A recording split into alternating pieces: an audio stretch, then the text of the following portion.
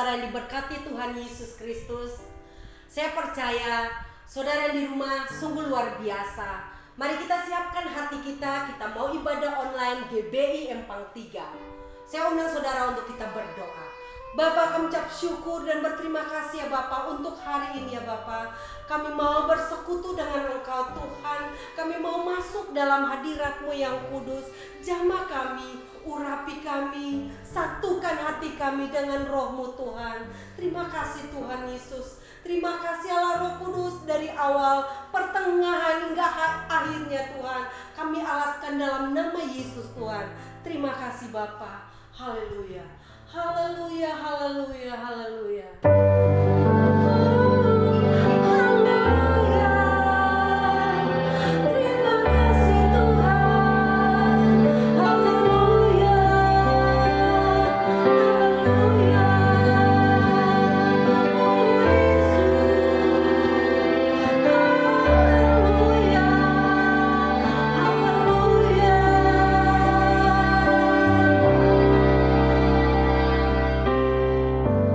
Banyak yang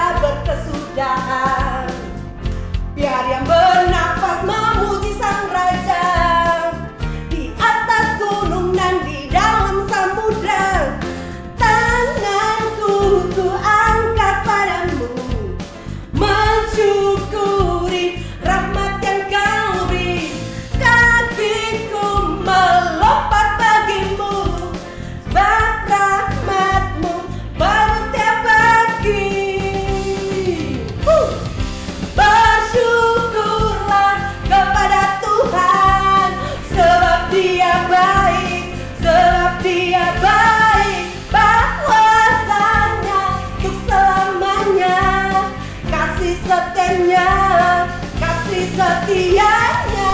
Bersyukurlah kepada Tuhan, sebab Dia baik, sebab Dia baik. Bahwasanya untuk selamanya, kasih setianya, kasih setianya. Haleluya. Terima kasih ya Tuhan. Terima kasih Yesus untuk hari ini. Kami bersyukur punya Allah seperti Engkau. Tanganku ku angkat padamu, mensyukuri rahmat yang Kau beri. Kakiku melompat bagimu, sebab rahmat-Mu baru setiap pagi. Bersyukurlah kepada Tuhan, sebab Dia baik, sebab Dia baik. Bahwasanya untuk selamanya, kasih setianya, kasih setianya. Bersyukurlah kepada Tuhan, sebab Dia baik, sebab Dia baik. Bahwasanya untuk selamanya, kasih setianya, kasih setianya. Na na na na na na, na na na na na, na na na na na na. Na na na na na na, na na na na na, na na na na na. Haleluya. Terima kasih ya Tuhan. Kami mau mendengarkan firman-Mu Tuhan. Kami sudah siapkan hati kami Tuhan. Di dalam nama Yesus kami berdoa dan mengucap syukur. Haleluya, haleluya. Kekuatan di hidupku, ku dapat dalam Yesus. Dia tak pernah tinggalkanku, setia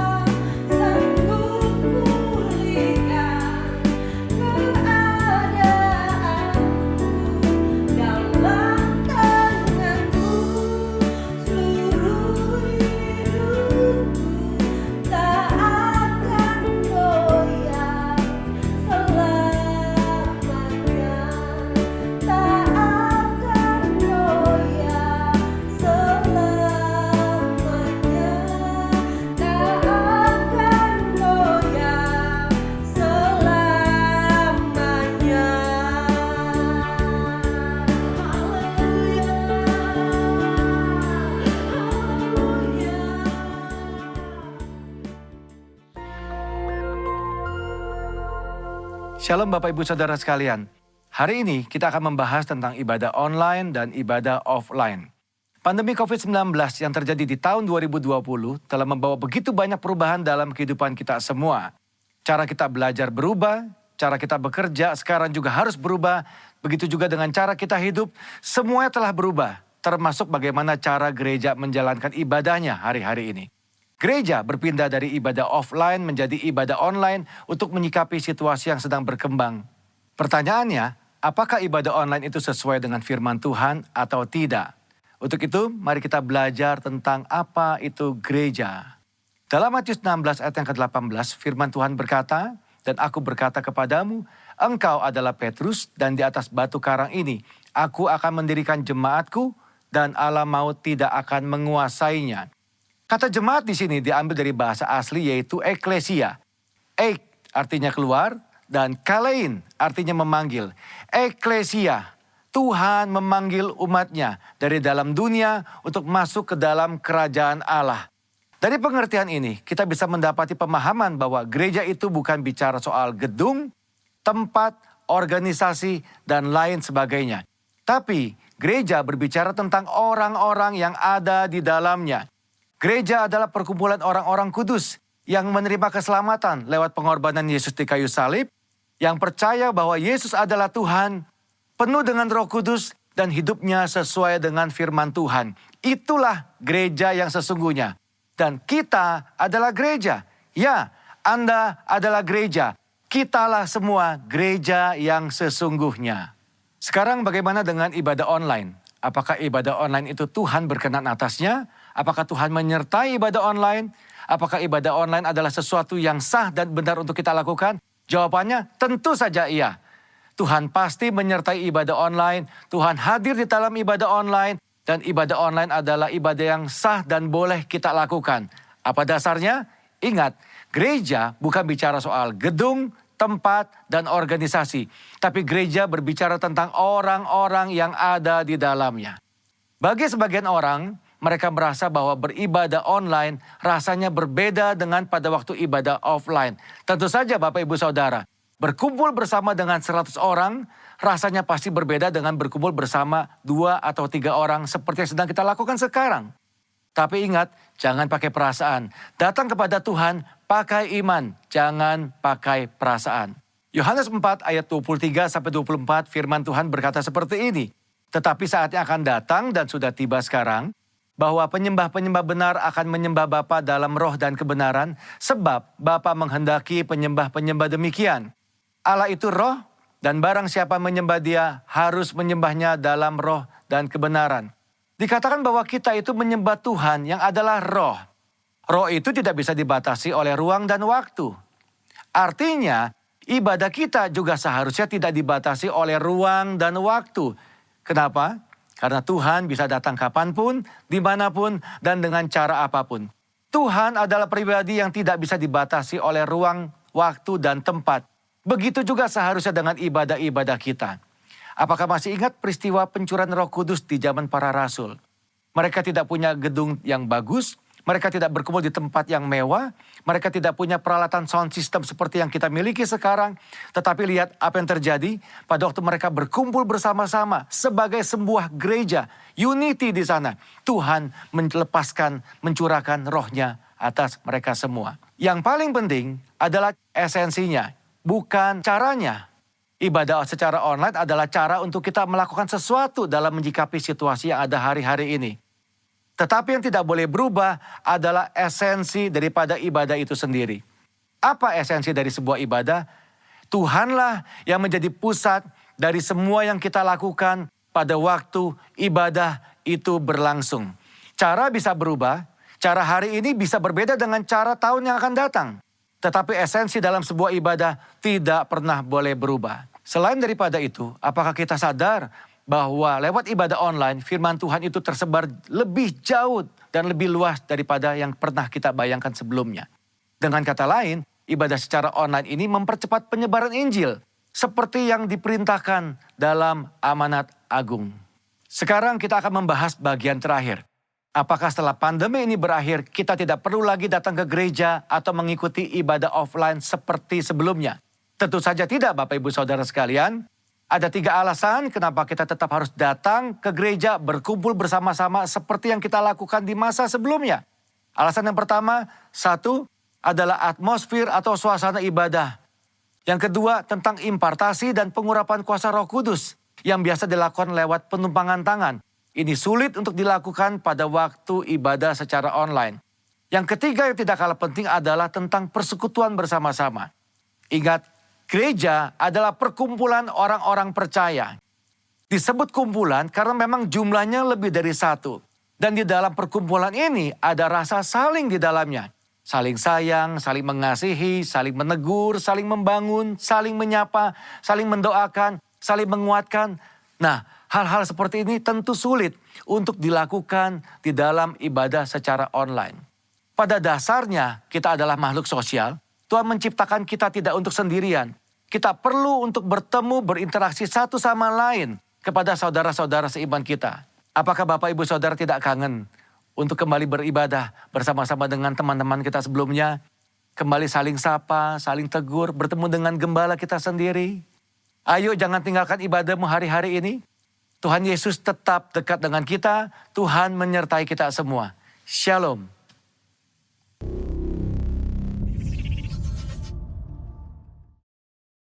Shalom saudara yang terkasih dalam Tuhan Yesus. Jumpa lagi kita di dalam ibadah online kita pada saat ini. Semua karena kasih dan karunia Tuhan. Mari saudara, sebelum kita mendengarkan sebagian dari firman Tuhan, kita berdoa. Bapa, di dalam nama Tuhan Yesus Kristus, kami ucap syukur untuk ibadah online pada saat ini. Semua karena kasih karunia daripada Tuhan. Bapa, urapi setiap kami Tuhan, untuk kami boleh mendengarkan sebagian daripada isi hati-Mu. Berbicaralah pada hati kami Tuhan, dan jadikanlah hati kami hati yang subur untuk taburan firman Tuhan, sehingga firman-Mu termeterai kokoh tidak goyah dalam kehidupan kami. Terima kasih Bapa. Segala hormat, puji, kemuliaan hanya bagi-Mu di dalam nama Yesus. Sama-sama kita katakan amin. Saudara yang terkasih di dalam Tuhan Yesus Kristus, kita mau belajar tentang mempelai Kristus. Salah satu ciri dari mempelai Kristus adalah dewasa rohani. Saudara, kalau kita berbicara mengenai kedewasaan saudara, secara jasmani mudah untuk dilihat ciri-cirinya saudara. Tetapi secara rohani saudara tidak bisa dipandang atau tidak bisa diukur dengan kasat mata saudara. Karena kedewasaan rohani adalah diukur dari sikap hati kita, saudara. Dan ada beberapa ciri-ciri dewasa rohani yang Tuhan taruh pada hati saya untuk saya boleh sharing kepada saudara. Yang pertama adalah dewasa rohani adalah memperhatikan keadaan kita. Saudara, Hagai 1 ayat 5 dan 7 dikatakan perhatikan keadaanmu. Saudara, orang yang dewasa rohania memperhatikan kehidupan diri sendiri. Memperhatikan kehidupan pribadinya saudara. Bukan pribadi orang lain. Bukan pribadi orang-orang di sekitarnya. Tapi Tuhan meminta kita memperhatikan kehidupan kita secara pribadi saudara. Kita koreksi kalau ada sesuatu yang tidak benar. Kita bertobat, kita minta ampun sama Tuhan dan kita berbalik dari jalan kita yang jahat, saudara. Atau kalau kita merasa itu sudah benar, kita tingkatkan lagi, saudara. Yang jelas, saudara, kita memperhatikan kehidupan pribadi kita, lepas pribadi masing-masing kita, saudara. Itu yang pertama, saudara. Tuhan taruh yang kedua, dewasa rohani adalah orang yang mengandalkan Tuhan. Yeremia 17 ayat 7 saudara. Kita mengandalkan Tuhan. Mengandalkan Tuhan artinya kita bergantung sepenuhnya sama Tuhan. Tuhan kita jadikan di depan kita saudara. Apapun yang kita lakukan menjadikan Tuhan nomor satu. Apapun yang kita perbuat, kita menjadikan Tuhan sebagai satu-satunya pengharapan kita saudara. Andalan kita saudara. Mengandalkan Tuhan artinya kita benar-benar berserah penuh sama Tuhan. Yohanes 15 ayat yang kelima saudara dikatakan, di luar aku, kata Tuhan, di luar Tuhan kita tidak bisa berbuat apa-apa saudara. Jadi makanya kita mengandalkan Tuhan supaya kita bisa berbuat apa-apa saudara. Makanya jangan sombong saudara kalau kita bisa berbuat apa-apa, karena semuanya itu karena Tuhan. Amin. Saudara yang terkasih di dalam Tuhan Yesus, yang ketiga adalah saudara, kita mempunyai sikap hati termostat, saudara. Saya memang bukan orang fisika atau IPA, saudara. Saya backgroundnya ekonomi. Tapi saya mau memberi gambaran kepada saudara bahwa termostat itu suatu alat di mana dia akan dipasang di dalam range tertentu, misalnya 0 sampai 5 derajat. Itu dia akan berkisar di situ saja, saudara. Dia tidak terpengaruh suhu di luaran itu minus atau suhu di luaran itu panas sekali, dia akan tetap berada kondisi 0 sampai 5 itu. Itu termostat, saudara. Kita harus mempunyai sikap hati termostat, saudara. Sikap hati yang sama apapun kondisi kita. Sikap hati yang tidak terpengaruh dengan keadaan di luar sana, saudara. Apapun itu, saudara.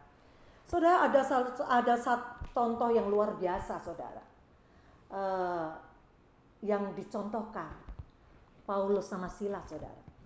Kalau kita bisa baca Kisah Para Rasul 16, khususnya di ayat 25, saudara, di situ dikatakan bahwa saat Paulus sama Silas di penjara, di tempat yang paling dalam, dibelenggu, saudara, saudara tahu apa yang dilakukannya? Dia memuji, memuliakan Tuhan. Dahsyat ya saudara ya. Dalam kondisi tidak enak, dalam kondisi dia terbelenggu, dalam kondisi dia ditekan, saudara. Tetapi satu hal, dia tetap memuji Allahnya. Ada persekutuan yang luar biasa dia dengan Tuhan. Dia gak terpengaruh dengan kondisi yang ada, dia puji-pujian. Saat malam hari itu, saudara, dia naikkan puji-pujian, syukur dia. Sekeliling dia yang ditahan, saudara, mendengarkan apa yang dia pujikan, saudara. Dan saudara tahu apa yang terjadi, saudara? Singkat cerita, ya. Keluarga kepala penjara masuk di dalam anak-anak Tuhan, saudara, mengalami pertobatan yang luar biasa. Saudara, ada contoh yang kedua yang luar biasa, saudara. Saya sengaja akan bacakan pada saudara, ya, pada Habakuk 3 ayat 17 sampai ke 18. Demikian firman Tuhan. Sekalipun pohon ara tidak berbunga, pohon anggur tidak berbuah, dan hasil pohon zaitun mengecewakan, sekalipun ladang-ladang tidak menghasilkan bahan makanan, kambing domba terhalau dari kurungan, dan tidak ada lembu sapi dalam kandang. Namun aku akan bersorak-sorak di dalam Tuhan, beria-ria di dalam Allah yang menyelamatkan aku. Dahsyat, saudara. Ini kondisi Habakuk di mana dia sedang mengalami krisis ekonomi, saudara. Mengalami krisis ekonomi yang sedang bangkrut. Tidak ada sesuatu yang luar biasa dalam perekonomian yang dia banggakan. Semua yang ditanam tidak menghasilkan buah. Kambing, domba, lembu, semuanya ludes-des, gak ada di dalam kandang, saudara.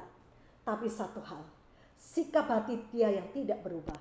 Aku akan bersorak-sorai, aku akan beria-ria bagi Allah yang menyelamatkan aku. Saudara, mungkin kita bisa mengambil contoh ini, saudara. Saat ini kita sedang mengalami COVID-19, di mana kondisi perekonomian kita, mungkin ada sebagian dari kita yang kehilangan pekerjaan, yang gaji dipotong, bahkan yang sudah ya minus, saudara. Yang susah, saudara. Namun apakah kita masih bisa, saudara, berkata seperti Habakuk, saudara? aku akan bersorak-sorai dan beria-ria bagi Tuhan. Apakah kita masih mempunyai sikap hati yang demikian, saudara? Kalau belum, saudara, ayo kita mencoba belajar. Karena apa? Kita mau menjadi orang-orang yang mempunyai dewasa rohani yang luar biasa di dalam Tuhan. Amin. Saudara yang terkasih, yang keempat, saudara, orang yang dewasa rohani adalah orang yang menerima setiap keputusan Tuhan. Artinya, saudara, apapun yang Tuhan putuskan, ada kerelaan kita untuk mensyukurinya, saudara. Ada sikap hati yang legowo, saudara. Kita boleh belajar dari Yunus, saudara. Yunus 4 ayat 1 sampai 4. Tuhan tegur Yunus, saudara.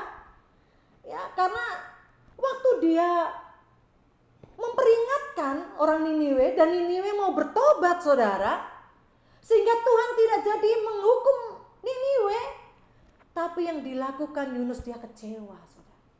Dia marah sama Tuhan. Saudara,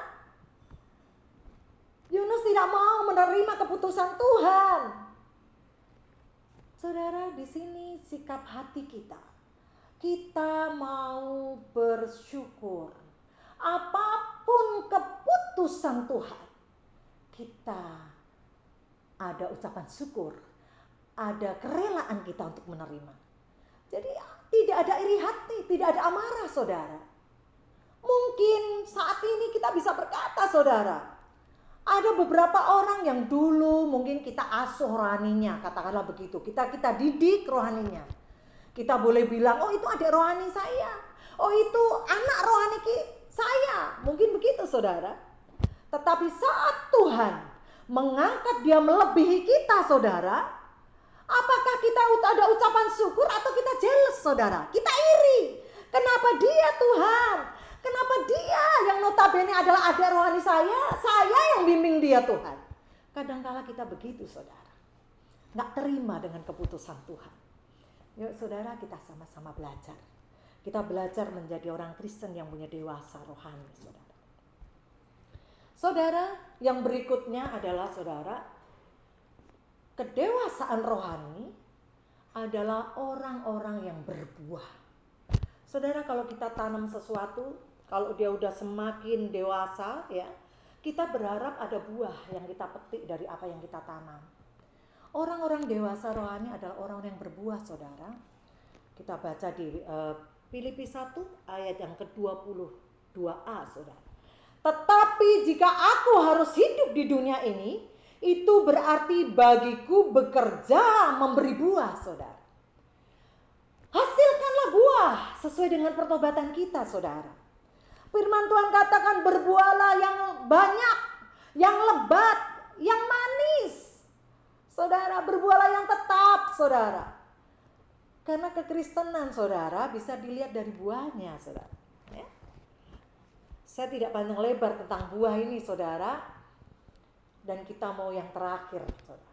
Kedewasaan rohani adalah ditolong nggak ditolong Tuhan, tetap sembah Tuhan.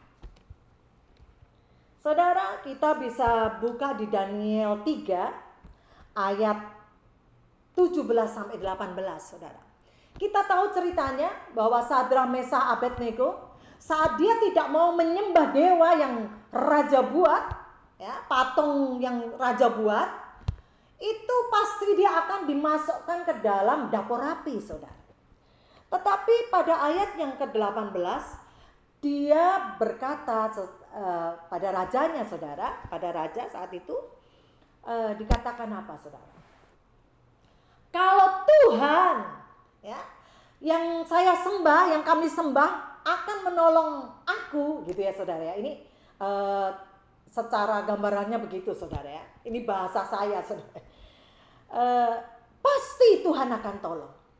Tetapi seandainya Tuhan tidak menolong aku, tidak menolong kami tetap tidak akan menyembah patung yang Tuhanku buat. Saudara, ini kekristenan yang luar biasa. tingkat kerohaniannya luar biasa, saudara. Ditolong nggak ditolong Tuhan, tetap sembah Tuhan. Ditolong nggak ditolong Tuhan, tetap memuliakan nama Tuhan, fokus sama Tuhan. Mempunyai sikap hati sakit mungkin nggak disembuhin Tuhan, atau mungkin ekonomi ludes nggak dibangkitkan Tuhan, atau apa saudara? Tetap saudara sembah Tuhan. Karena kita tahu saudara, kekristenan yang demikian saudara, tangguh saudara, gak mudah diombang-ambingkan. Kekristenan yang demikian kuat saudara, tidak goyah saudara. Karena dia tahu saudara, Allah yang dia sembah. Dia tahu saudara, Allah yang dipuji, dimuliakan dia. Oh haleluya saudara. Betapa dahsyatnya Allah kita saudara. Yang terjadi saudara, saat mereka dimasukkan ke dalam dapur api, tetap Tuhan tolong saudara. Tetap Tuhan tolong saudara. Dahsyat saudara. Meskipun tidak ditolong mereka gak apa-apa saudara. Mereka gak marah sama Tuhan. Mereka gak mengingkari Tuhan. Ya? Mungkin banyak di antara kita yang kecewa sama Tuhan. Karena Tuhan mungkin gak tolong saudara, kita sama-sama berbalik. Ayo kita berbalik. Saudara, Tuhan gak tinggalin kita. Ya, Tuhan gak tinggalin kita. Saudara, ini sedikit dari kekristenan dewasa rohani. Yang salah satu ciri daripada mempelai Kristus. Kita renungkan, kita resapi saudara. Dan kita boleh melakukan hari lepas hari, mana yang tidak benar kita perbarui saudara. Mari saudara, kita tutup dan kita berdoa. Bapa, di dalam nama Yesus, sungguh kami mengucap syukur Tuhan, kalau saat ini kami boleh belajar tentang Kristen yang dewasa. Kristen yang punya kedewasaan rohani Tuhan. Bapa, semuanya ini Tuhan ajarkan bagi kami, untuk kami boleh semakin hari, semakin berkenan di hadapan Tuhan. Semakin hari semakin menyenangkan hati Tuhan. Semakin hari semakin militan di dalam Tuhan. Terima kasih Bapa. Firman-Mu biarlah tertancap kokoh di hati kami anak-anak-Mu Tuhan. Tidak goyah. Apapun yang terjadi Tuhan, meteraikan Tuhan. Terima kasih Bapa, jamah setiap kami Tuhan. Lawat setiap kami Tuhan. Untuk kami semakin hari semakin mengenal kebenaran akan Kau Tuhan. Semakin hari kami boleh semakin belajar Tuhan. Semakin hari semakin kami boleh melakukan apa yang Tuhan mau. Terima kasih Bapa. Terima kasih Tuhan Yesus. Terima kasih Roh Kudus. Biarlah apa yang boleh kami lakukan saat ini, semuanya untuk kemuliaan Tuhan. Nama Yesus dimuliakan. Segala hormat, puji, kemuliaan hanya bagi-Mu. Di dalam nama Tuhan Yesus Kristus, Allah yang telah mengajarkan kami semua berdoa. Bapa kami yang di surga, dikuduskanlah nama-Mu, datanglah kerajaan-Mu, jadilah kehendak-Mu di bumi seperti di surga. Berilah kami pada hari ini makanan kami yang secukupnya, dan ampunilah kami akan kesalahan kami seperti kami juga mengampuni orang yang bersalah kepada kami. Dan janganlah bawa kami dalam pencobaan, tapi lepaskanlah kami daripada yang jahat. Karena Engkaulah yang punya kerajaan dan kuasa dan kemuliaan sampai selama-lamanya. Haleluya. Amin. Tuhan Yesus memberkati. Saudaraku, kita akan masuk dalam perjamuan kudus. Mari kita masuk perjamuan kudus dengan layak dan berkenan di hadapan Tuhan. Untuk itu mari kita introspeksi diri. Kita mohon ampun untuk setiap dosa dan kesalahan kita, agar sungguh-sungguh kita boleh masuk dalam perjamuan kudus ini dengan layak dan berkenan di hadapan Tuhan. Dan sebelumnya mari kita tundukkan kepala kita berdoa. Bapa, terima kasih untuk semua kebaikan-Mu dalam kehidupan kami. Engkau Allah yang dahsyat, Allah yang luar biasa, begitu mengasihi kami Tuhan. Sehingga kami boleh menjadi anak-Mu ya Tuhan. Kami telah Engkau selamatkan oleh penebusan darah-Mu di kayu salib ya Bapa. Terima kasih Tuhan. Kami sungguh bangga punya Allah seperti Engkau. Saatnya kami akan masuk dalam perjamuan kudus-Mu Tuhan. Sucikan kuduskan kami, kami boleh layak dan berkenan di hadapan-Mu dalam kami masuk dalam perjamuan kudus ini ya Bapa. Terima kasih ya Bapa. Di dalam nama Tuhan Yesus Kristus. Haleluya. Amin. Saudaraku, mari kita angkat roti di atas tangan kita tinggi-tinggi. Sebab apa yang telah kuteruskan kepadamu telah aku terima dari Tuhan, yaitu bahwa Tuhan Yesus pada malam waktu ia diserahkan mengambil roti, dan sesudah itu ia mengucap syukur atasnya, ia memecah-mecahkannya dan berkata, inilah tubuhku yang diserahkan bagi kamu, perbuatlah ini menjadi peringatan akan aku. Saudara kasih dalam Tuhan Yesus Kristus, bukankah roti perjamuan ini adalah persekutuan kita dengan tubuh Kristus? Mari kita makan di dalam nama Tuhan Yesus Kristus.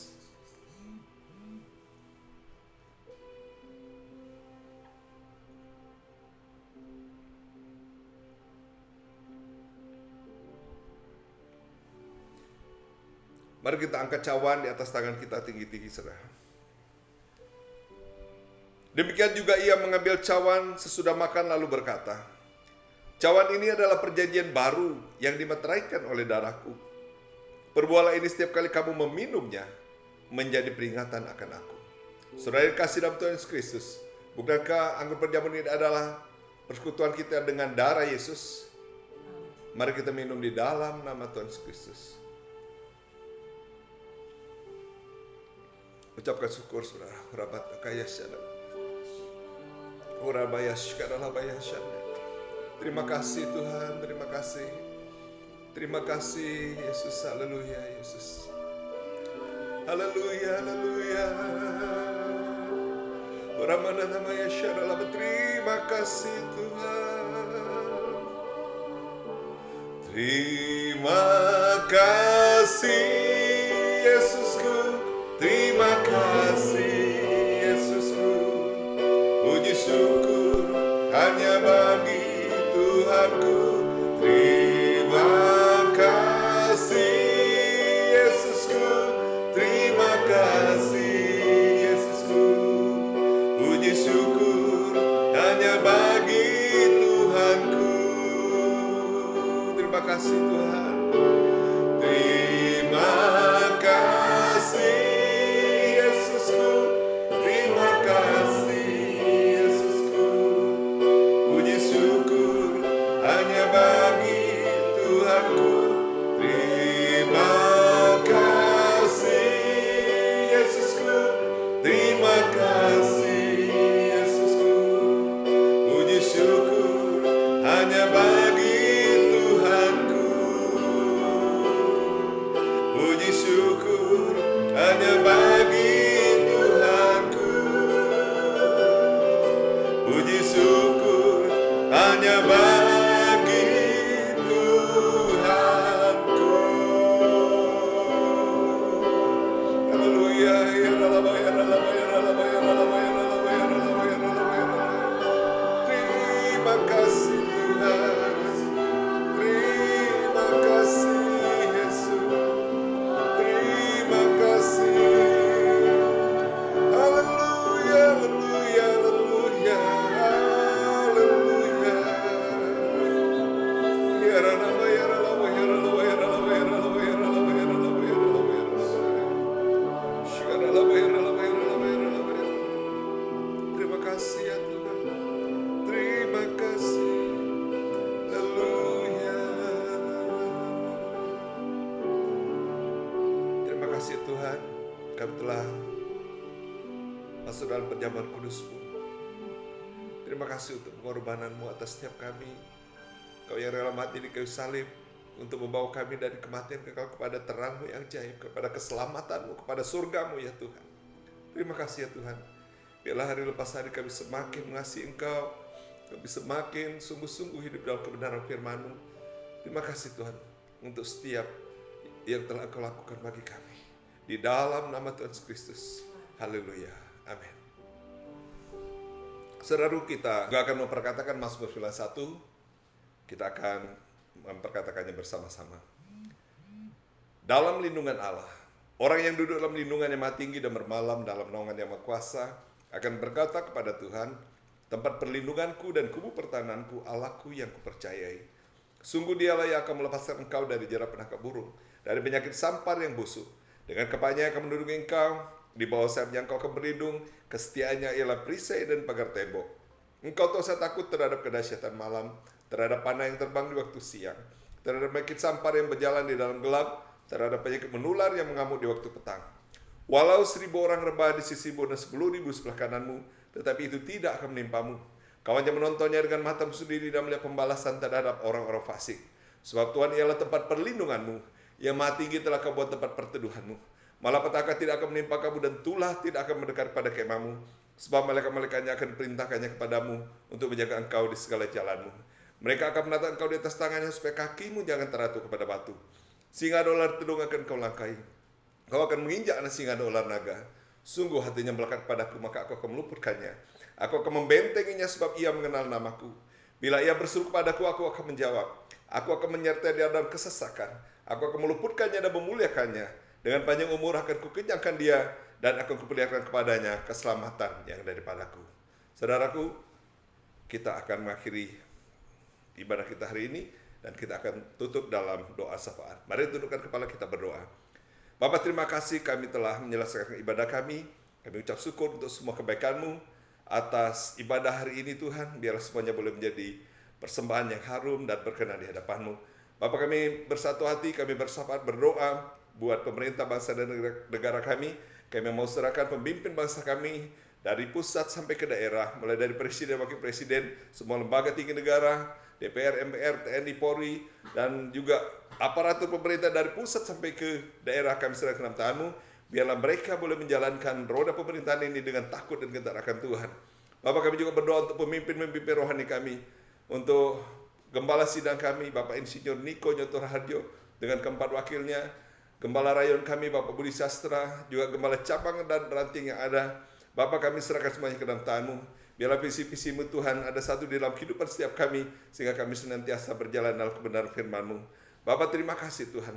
Kami berdoa untuk damailah Indonesiaku.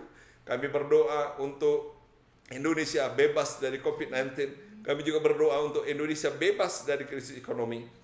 Kami juga berdoa buat GBI Gatus Subroto, juga COG Tuhan, ORU, WIA, juga untuk GB Empang 3. Bapak, kami serahkan gereja-Mu ke dalam tangan-Mu.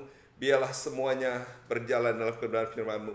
Kami juga berdoa untuk kesatuan gereja-gereja Tuhan, agar sungguh-sungguh Tuhan ada keunitian di antara kami. Dan biarlah melalui gereja-Mu Tuhan, nama-Mu dimuliakan dan diagungkan. Terima kasih ya Tuhan. Biarlah damai sejahtera sukacita-Mu melimpah-limpah atas bangsa kami, sekarang sampai selama-lamanya. Bapak, kami juga berdoa untuk secara khusus buat GB Empang 3, semua keluarga besar Empang 3 dimanapun berada, apapun yang menjadi pergumulan mereka Tuhan, Engkau jalan keluar atas semuanya. Bapa, Engkau menyertai mereka, memberkati mereka dalam seluruh aspek kehidupannya, dan semakin hari Engkau bawa semakin naik tinggi bagi Raja Wali Tuhan, semakin indah di hadapan-Mu, berkenan di hadapan-Mu. Bapa, terima kasih untuk semua kebaikan-Mu. Biarlah kami senantiasa ada tercatat dalam buku kehidupan-Mu. Dimanapun kami berada, kemanapun kaki kami melangkah, pimpinan penyertaan-Mu sempurna atas kami, sekarang sampai selama-lamanya. Di dalam nama Tuhan Yesus, haleluya, amin. Mari saudaraku, kita akan mengakhiri ibadah kita, dan kita satukan hati kita, dan kita terima berkat daripada Tuhan, amin. Tuhan memberkati engkau dan melindungi engkau. Tuhan menyinari engkau dengan wajahnya dan memberi engkau kasih karunia. Tuhan menghadapkan wajahnya kepadamu dan memberi kau damai sejahtera. Kasih Tuhan biji mata Allah. Terimalah berkat kasih sukacita damai sejahtera dari Allah Bapa, melalui putranya yang tunggal Tuhan kita Yesus Kristus, serta persekutuan yang indah dan manisan Allah Roh Kudus menyertai kehidupan kita semua mulai saat ini sampai maranatha, bahkan sampai selama-lamanya. Tuhan yang percaya, diberkati dan sangat mengasihi Tuhan, yang senantiasa hidup dalam kekudusan dan kebenaran firman Tuhan, yang telah dan siap memasuki tahun dimensi yang baru, sama-sama kita katakan amin. Selamat hari Minggu, Tuhan Yesus memberkati. Shalom.